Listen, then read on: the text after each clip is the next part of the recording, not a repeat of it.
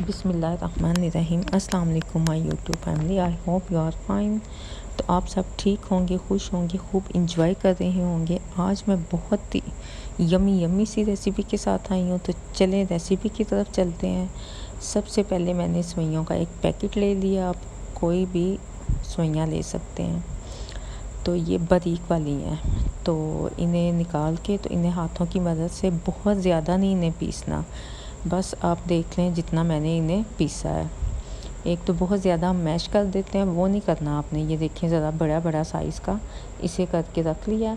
और जी एक कढ़ाई लेके उसमें 2 टेबलस्पून मैंने बटर ऐड कर दिया। बटर को जलाना नहीं, बस हल्का सा मेल्ट होगा तो उसमें आप सेमियाँ ऐड कर दीजिएगा। तो जी सेमियाँ ऐड करने के बाद एक्चुअली ये सेमियाँ तो ऑलरेडी फ्राई होती हैं, लेकिन इसको हमने फ्राई करना है ताकि बटर में इसका एक तो खुशबू अच्छी सी आ जाए और इसका कलर और अच्छे से फाइन हो जाए। तो इसे थोड़ी देर के लिए हमने फ्राई करना है। तो फ्राई करने के बाद फिर मैं वो फ्राई हो रही हैं, तो ये देखिए मैंने इसमें पानी ले लिया और ये ज़्यादा पानी था। मैंने तकरीबन ये 3 टेबलस्पून मैंने पानी ऐड किया है और 1 कप इसमें मैंने शुगर का ऐड कर दिया है। और ये हमने सिरप बनाना है, शुगर सिरप बनाना है। तो इसे बहुत ज़्यादा पकाना है ताकि ये अच्छे से बन जाए। और इसे तब तक पकाना है जब तक कि ये गाढ़ा सा सिरप ना बन जाए।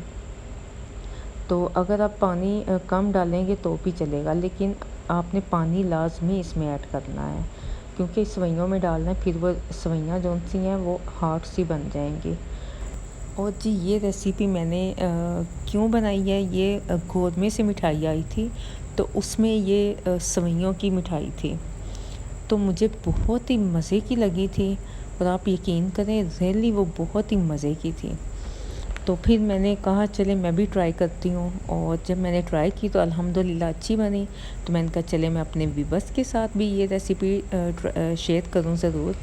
तो मुझे उम्मीद है कि आपको मेरी ये रेसिपी ज़रूर पसंद आएगी।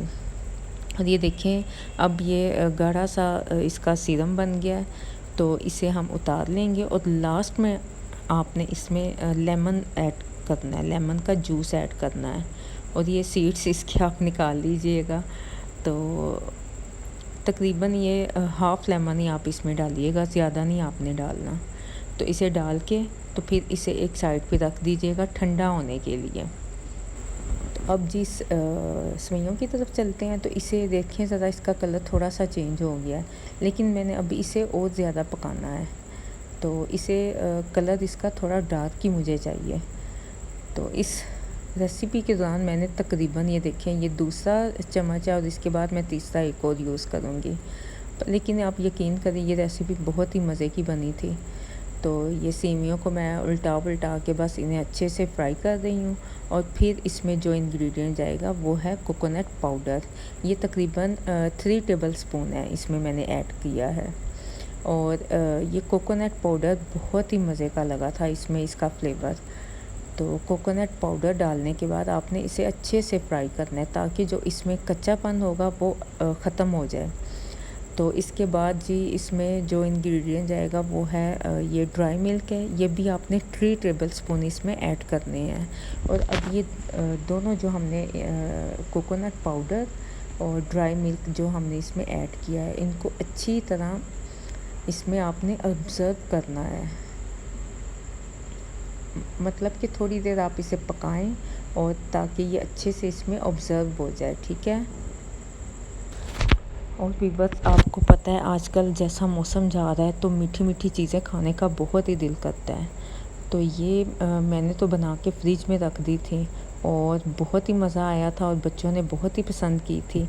तो आप मेरी ये रेसिपी ज़रूर ट्राई कीजिएगा, आपको ये रेसिपी बहुत ही अच्छी लगेगी। और ये परफेक्ट बनती है, बहुत कम इसमें इंग्रेडिएंट जाते हैं, तो बहुत ही कम आपका ख़र्चा होगा, कुछ ज़्यादा नहीं होगा। तो ये देखिए अब ये मैंने अच्छे से इसमें मिक्स कर लिया है। तो जो हमने ये सीरम बनाया था, शुगर सीरम, ये देखें इसकी आप थिकनेस देख लें कितना मैंने बनाया है। तो इसे इसमें मिक्स कर लीजिएगा। अच्छा, इसे सीरम को इसमें ऐड करने के बाद आपने फिर ये आप देख रहे हैं कि ये मैंने तीसरा चम्मच अब इस्तेमाल करना है। तो बस ये अच्छे से बस मैंने इसमें मिक्स करना है। अब थोड़ी सी आपको मेहनत करनी पड़ेगी। अच्छा, अब इस टाइम पे आपने ये करना है कि ये देखिए सीरम मिक्स हो गया अच्छे से इसमें। तो अब आपने इस टाइम पे 2 से 3 टेबलस्पून पानी, बहुत ज़्यादा एकदम से आपने पानी नहीं ऐड करना। ये बात आपने बहुत नोट करनी है कि आपने बस 2 से 3 टेबलस्पून इसमें पानी ऐड करना है। तो पानी ऐड करने के साथ साथ आप इसमें चम्मच भी हिलाते जाएं। और आपने एक बात का ध्यान रखना है कि ये जो सेवइयाँ बहुत ज़्यादा गलनी नहीं चाहिए, थोड़ी सी हार्ड हो लेकिन बहुत ज़्यादा हार्ड भी ना हो जो कि खाने में आपको मुश्किल हो, मतलब कि कच्चापन ना इसमें हो। और बहुत ज़्यादा सॉफ़्ट नहीं होनी चाहिए, सॉफ़्ट हो जाए फिर ये रेसिपी नहीं बनेगी। और आप यकीन करें बहुत ही इजीली ये रेसिपी बन गई थी। तो चलें, ये मैंने इसे बना के तो इसे मैंने ठंडा होने के लिए रख लिया। और ये बादाम मैंने छिलके उतार के तो इन्हें मैंने कट कर लिया है। तो आप कोई सा भी सांचा ले सकते हैं या फिर आप कोई कुछ भी चीज़ ले सकते हैं शेप बनाने के लिए। तो मैंने ये मेरे पास पड़ा हुआ था, मैंने इसमें पहले बादाम डाले हैं, फिर इसके बाद मैं सेवइयाँ ऐड कर दूँगी। और ये स्वीट इतनी टेस्टी और इतनी मज़े की बनी थी ना, आप ट्राई कीजिएगा, फिर आके मुझे बताइएगा कि आपको मेरी ये रेसिपी कैसी लगी। और ये बहुत ही मिनटों में बन जाने वाली रेसिपी है। और ये देखिए मैं इसमें डाल के, तो आप मतलब कि कोई भी शेप इसमें रख सकते हैं। तो मेरे पास ये पड़ा हुआ था सांचा, मैंने इसमें डाल के तो इसमें मैंने ये इसकी शेप बना ली। ये देखिए माशाल्लाह से कितने परफेक्ट लग रहे हैं और बहुत ही मज़े की ये स्वीट बनी थी। तो मुझे उम्मीद है कि आपको मेरी ये रेसिपी ज़रूर पसंद आई होगी। अगर आपको मेरी ये रेसिपी पसंद आई है तो एक लाइक तो बनता है, और अपने फ्रेंड्स के साथ ये वीडियो ज़रूर शेयर करिएगा।